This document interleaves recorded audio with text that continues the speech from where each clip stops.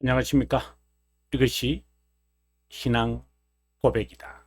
시리즈 7권 중에 세 번째 책, 하이델베르크 교리 문답서 제27주일, 주제는 세례와 유아세례.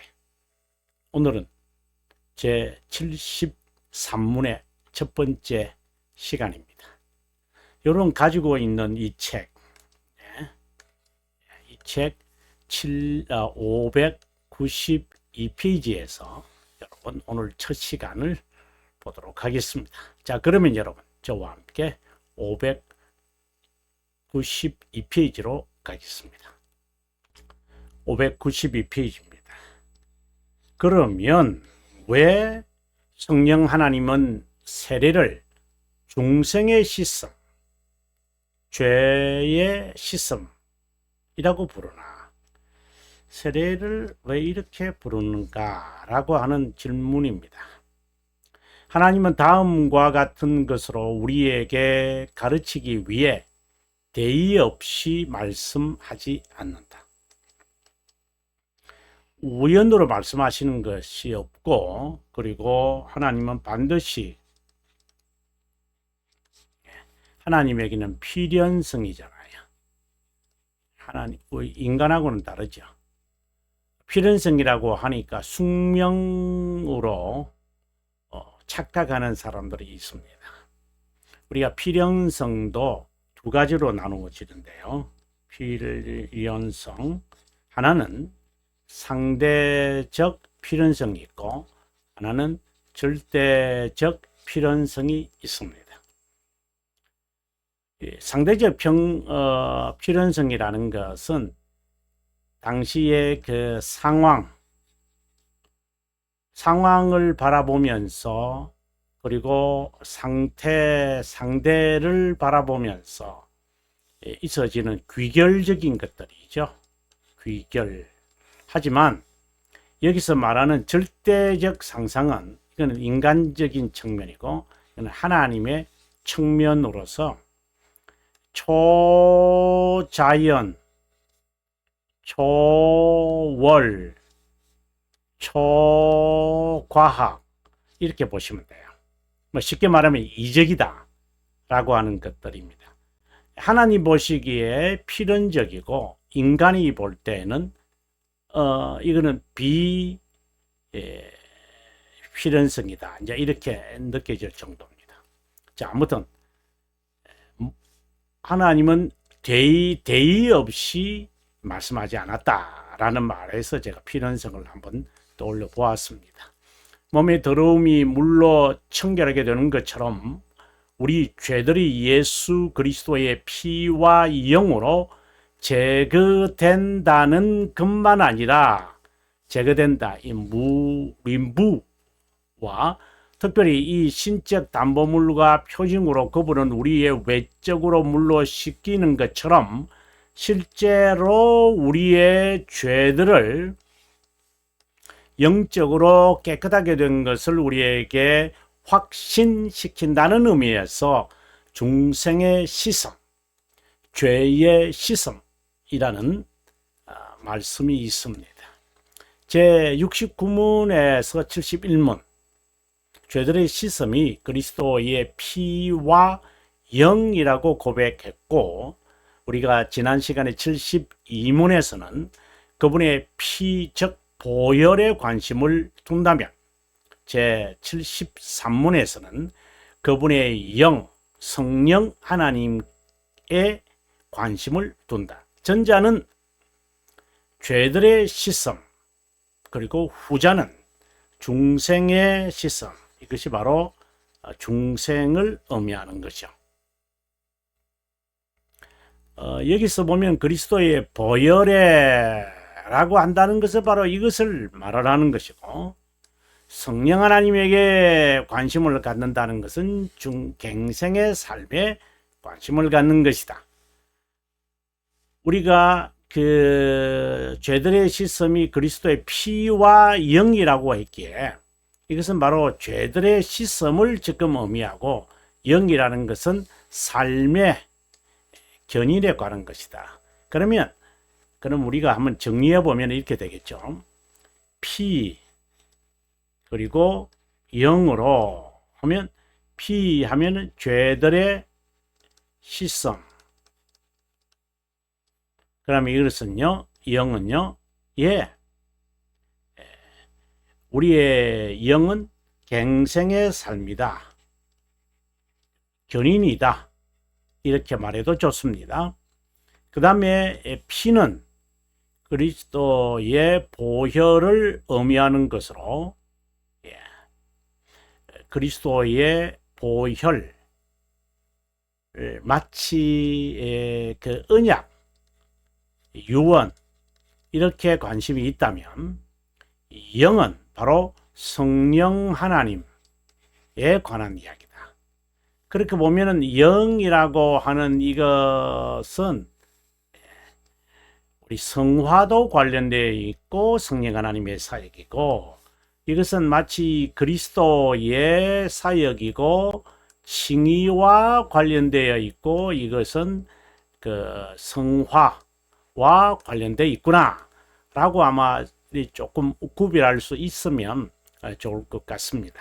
세례는 성례로서 우리를 향한 선한 의지와 약속을 우리 양심에 인친 외적 상징이다.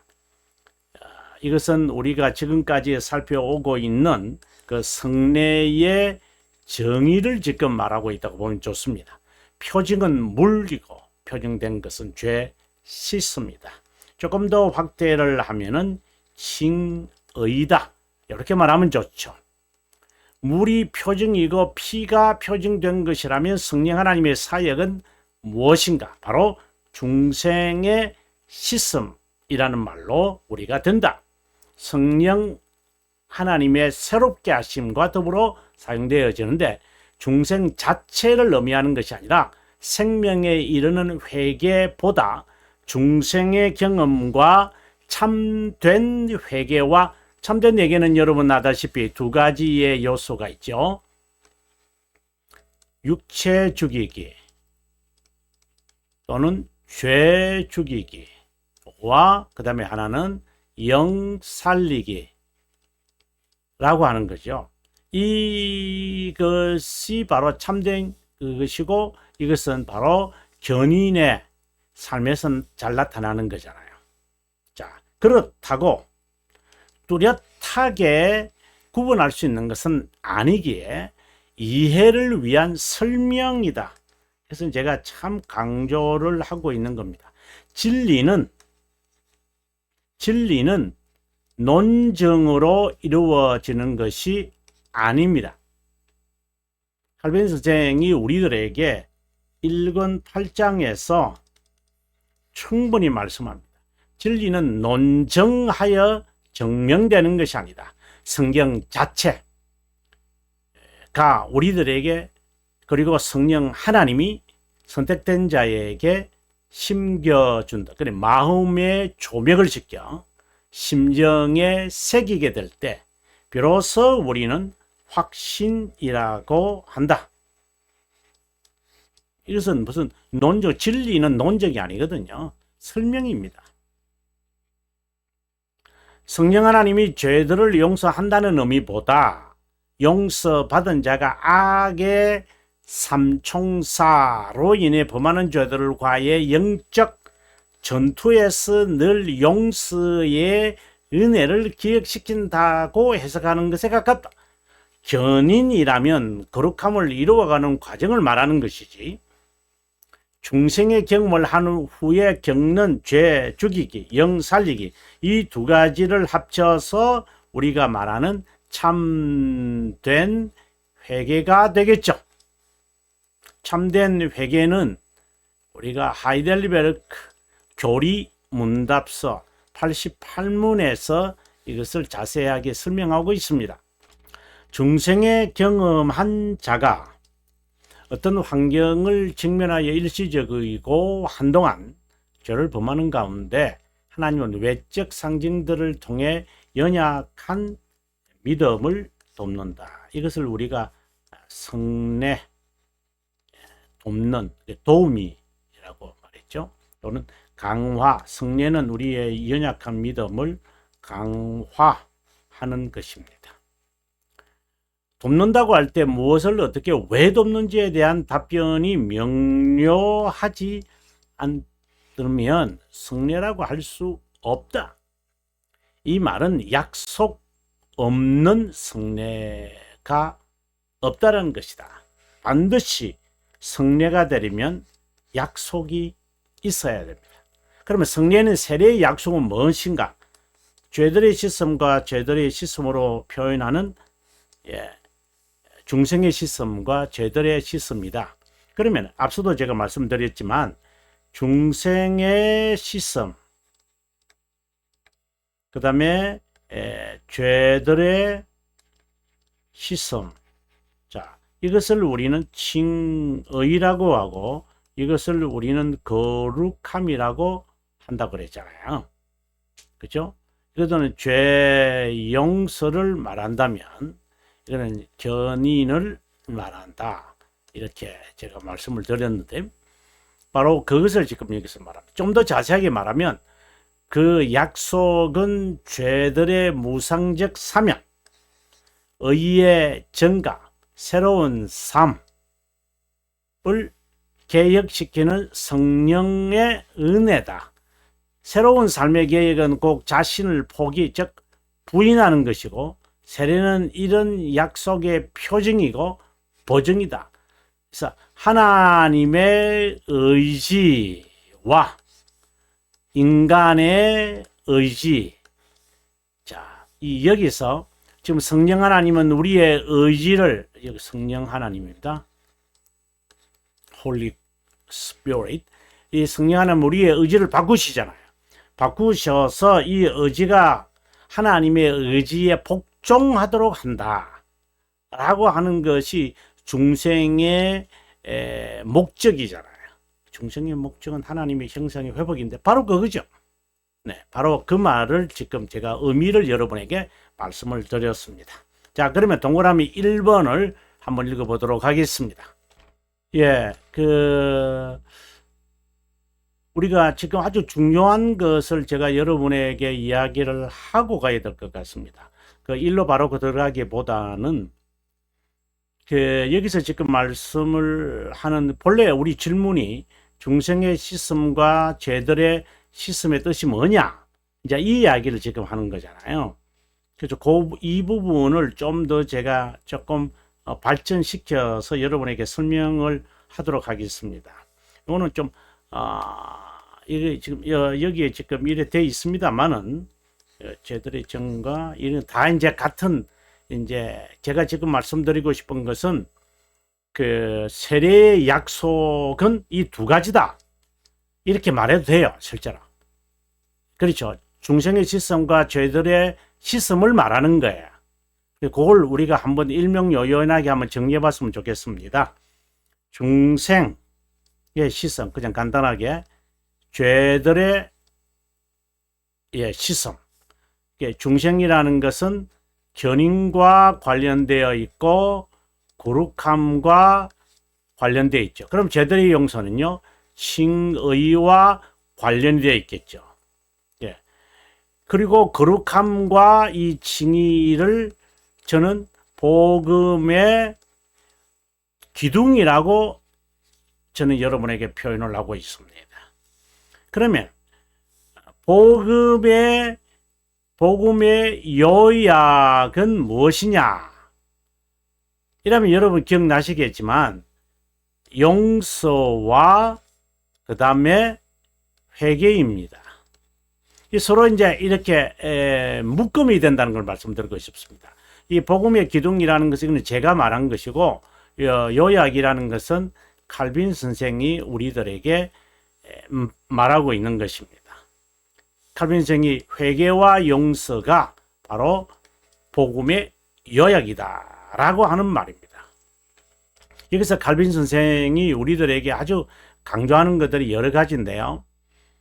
우선 나중에 이제 여러분 그 3권 칼빈 선생의 그 기독교 강요 3권 3장 1항을 보면 지금 요 복음의 요약인 회개와 이 용서의 이 죄들의 용서에 대한 개념을 알 수 있어요.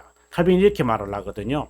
죄들의 용서의 개념을 칭의와 관련을 짓고, 그리고 이 회개를 이신칭의와 관련을 지어요. 이신칭의.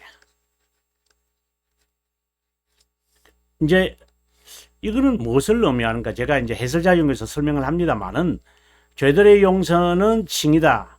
그러면 회개가 이신칭의. 그래서 이신칭의를 알면은 회개의 개념, 회개의 개념을 알면 이신칭의.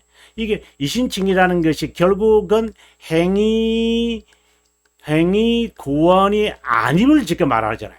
그럼 회개는 뭐지요?